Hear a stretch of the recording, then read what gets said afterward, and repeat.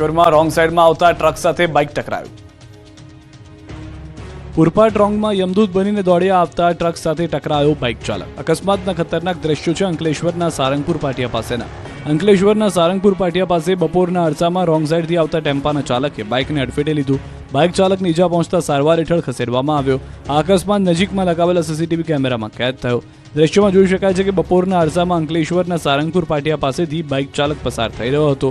તે દરમિયાન wrong side પૂરપાટ ઝડપે આવતા ટેમ્પા ચાલક સાથે અથડાય અને પાછળથી પૂરપાટ આવતી કારની વ્હીલમાં આવી જાય છે. હવામાં બાઇક ચાલક ફંગોળાતા ઈજા પહોંચી હતી. લોકોના ટોળા એકત્રિત થઈ ગયા હતા. બાઇક ચાલકની ઈજા પહોંચતા નજીકની હોસ્પિટલ ખાતે સારવાર હેઠળ ખસેડવામાં આવ્યો હતો. આ અકસ્માતની જાણ પોલીસને થતાં પોલીસ દોડી આવી હતી. સોમવાર અકસ્માતનો સોમવાર સાબિત થયો. રફતારના કહેરથી રોડ પર વહી લોહીની નદી. રાજ્યમાં બેફામ રફતારનો કહેર જોવા મળી રહ્યો છે. છેલ્લા 2 દિવસમાં અકસ્માતની વણઝાર સર્જાઈ. બેફામ વાહન ચલાવીને અનેક લોકોનો ભોગ લેવામાં આવ્યો.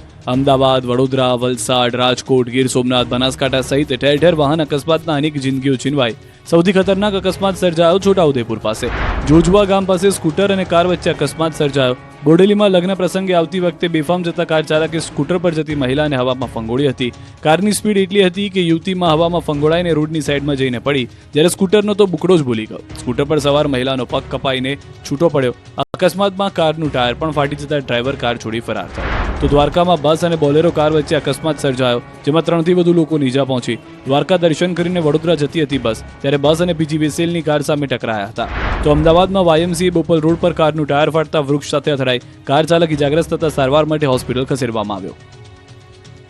ગુજરાતના રોડ પર દોડતું મોત. ટ્રક ચાલકોએ મચાવ્યો આતંક. ખતરનાક અકસ્માતના દ્રશ્યો છે અરવલ્લીના. અહીં શામળાજી નજીક ટ્રક પાછળ ટ્રક ઘૂસી જતા ક્લીનરનું મોત થયું.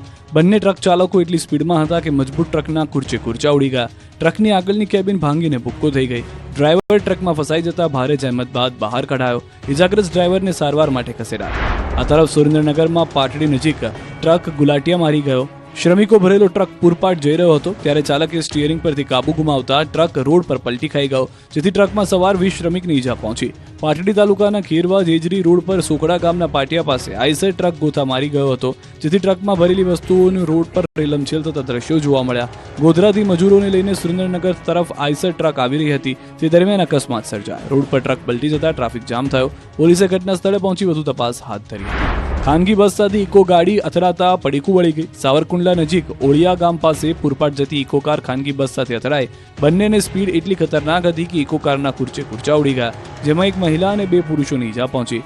ખાનગી બસ સાવરકુંડલાથી મુંબઈ જઈ રહી હતી અને ઇકો ગાડી અમરેલીથી સાવરકુંડલા આવી રહી હતી, ત્યારે અકસ્માત થયો. આ તરફ સુરતમાં રોડ પર પૂરપાટ દોડતો ટ્રક આગનો કોળો બની ગયો. સુરતના મહુવા નવસારી રોડ પર એક ટ્રકમાં ભીષણ આગ લાગી. સુરતમાં રોડ પર પૂરપાટ દોડતો ટ્રક આગનો ગોળો બન્યો. કપચી ભરીને ટ્રક બુદ્ધલેશ્વર ગામની સીમમાં પહોંચ્યો હતો, ત્યારે અચાનક જ આગ ભભૂકી ઉઠી અને જોતજોતામાં આગે વિકરાળ સ્વરૂપ ધારણ કરી લીધું. આગની જ્વાળા એટલી વિશાળ હતી કે આગ પર કાબુ મેળવવો મુશ્કેલ હતો. ઘટના અંગે બારડોલી ફાયરની ટીમને જાણ કરાતા ફાયર વિભાગની ટીમ ઘટના સ્થળે પહોંચી આગ પર કાબુ મેળવી લીધો. રોડ પર ટ્રકમાં આગ લાગતા નાસભાગ મચી ગઈ. આગથી ટ્રક ખાક થઈ ગયો. મહુવા પોલીસ પણ ઘટના સ્થળે પહોંચી જરૂરી કાર્યવાહી હાથ ધરી. ટ્રકમાં આગ લાગવાનું ચોક્કસ કારણ જાણી શકાયું નથી, પરંતુ પ્રાથમિક જાણકારી મુજબ આ આગ શોર્ટ સર્કિટના કારણે લાગી હોઈ શકે છે.